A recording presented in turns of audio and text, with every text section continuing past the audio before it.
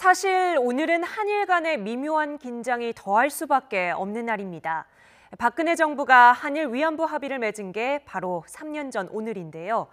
올해만 위안부 피해자 8분이 돌아가시면서 이제 생존자는 25분밖에 남지 않았고 시민단체들은 오늘도 거리로 나왔습니다.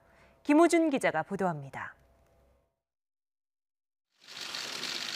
지난 2015년 12월 28일 박근혜 정부는 일본과 10억 원의 보상을 골자로 한 한일 일본군 위안부 합의를 맺었습니다. 한국 정부는 이번에 일본 정부가 분명한 조치가 확실히 실시된다는 것을 전제로 이듬해 6월 정부는 일본이 출연한 10억 엔으로 여성가족부 산하의 화해치유재단을 설립했습니다. 시민단체들은 피해자를 고려하지 않은 정부 조치에 즉각 반대했고 학생들은 일본 대사관 앞에 농성장까지 만들었습니다. 평화의 소녀상 옆에 지어진 이곳 농성장은 대학생들이 365일 24시간 지키고 있습니다. 3년 가까운 투쟁 결과 정부는 지난달 화해치유재단 해산을 공식 선언했습니다. 하지만 학생들은 피해자를 배제한 한일 합의 자체를 정부가 직접 파기할 때까지 철야 농성을 계속할 예정입니다.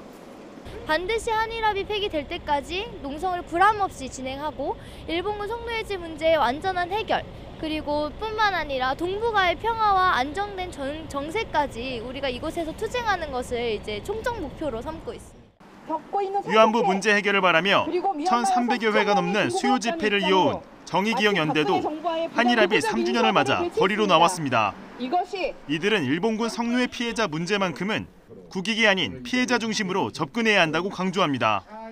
화해치유재단 해산을 선언하겠다는 방침을 밝혔는데 그 절차가 이루어지지 않고 있습니다. 해산 절차 조속히 실행해야 되고요. 올해 예비비로 마련된 10억엔 반환해야 합니다. 일본의 사과도 받지 못하고 올 한 해에만 모두 8분의 할머니가 세상을 떠났습니다. 이제 남아있는 등록된 생존 위안부 피해자는 25명. 새해에도 이들이 원하는 건 일본의 진심 어린 사과와 대한민국 정부의 적극적인 해결 의지입니다. YTN 김우준입니다.